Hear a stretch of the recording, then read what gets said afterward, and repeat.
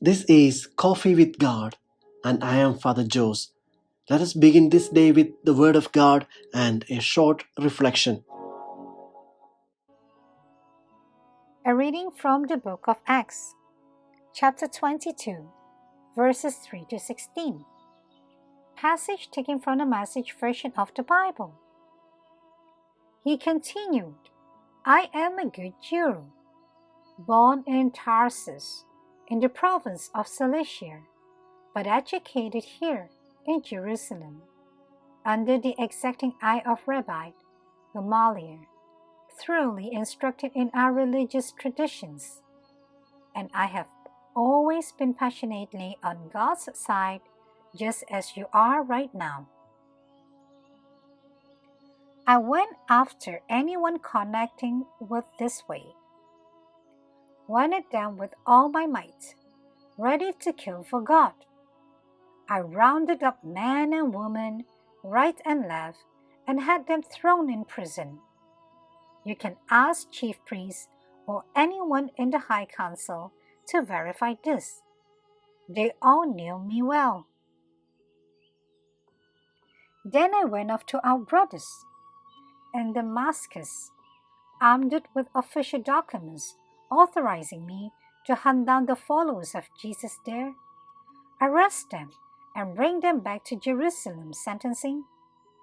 As I arrived on the outskirts of Damascus about noon, a blinding light blazed out of the skies, and I fell to the ground, dazed.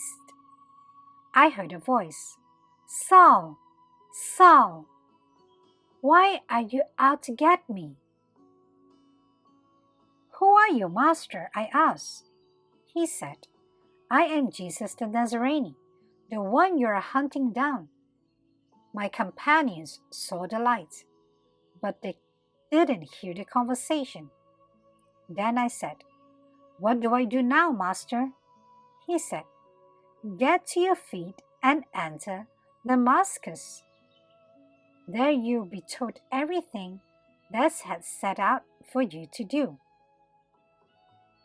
And so we entered Damascus, but nothing like the entrance I had planned. I was blind as a bat, and my companions had to lead me in by the hand. And that's where I met Ananias, a man with a sterling reputation in observing our laws. The Jewish community in Damascus is unanimous on that score. He came and put his arm on my shoulder. Look up, he said. I looked and found myself looking right into his eyes. I could see again. Then he said, The God of our ancestors has handpicked you to be brief on his plan of action. You have actually seen the righteousness innocent and heard him speak. You are to be a key witness to everyone you meet on what you have seen and heard. So what are you waiting for? Get up and get yourself baptized, scrubbed clean of those sins, and personally acquainted with God. The word of the Lord.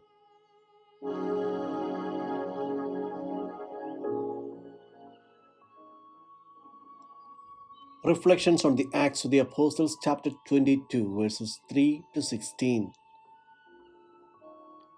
Today we celebrate the feast of the conversion of St. Paul the Apostle. The first reading for today describes Paul's conversion. In this reading, some time has passed since Paul's conversion, and he has returned to Jerusalem after his first missionary journey. In Jerusalem, Paul encounters a crowd of Jews hostile to the Christians. He is badly beaten and is saved from death by the Roman soldiers who arrest him in order to prevent a riot. Paul then begs the Roman officer to be allowed to speak to the crowd, and his words to the crowd are today's first reading. The reading gives an important point for our reflection. Doing evil to the people of God is to attack Jesus himself. Remember the words of Jesus, "As often as you do it to even the least of my brothers, you do it to me." It is significant that when Saul got to his feet, he was blind. It was not just a physical blindness, he had not been able to see Jesus as the Word of God. During the time of being in the dark, without sight, he remains without food and drink for 3 days. A time of dark night of the soul. When he begins his sight, he begins to see everything different. It is ironic that Paul had to endure enmity from both sides, the Christians and the Jews. At the time of his conversion, he had to convince the Christians that his conversion was genuine and that he was one of them. Now he encounters the enmity of the Jews who see him a traitor to their cause by his conversion to Christianity. He had just been beaten, and it must have taken all his strength to stand up to those who, minutes before, had been beating him. It also must have taken great courage to speak to them at all, since they were very hostile to him. The conversion of St. Paul is an outstanding example of the mysterious ways of God. Paul had an encounter with Jesus that was unlike the experiences of any of the other apostles. He went very quickly from being an implacable foe of the Christians to being one of their great champions and an outstanding apostle. The feast of Paul's conversion is a major feast celebrated by the church throughout the world.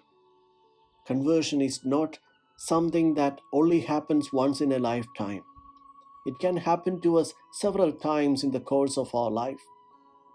Are we ready to answer whenever the Lord calls us to something newer or greater?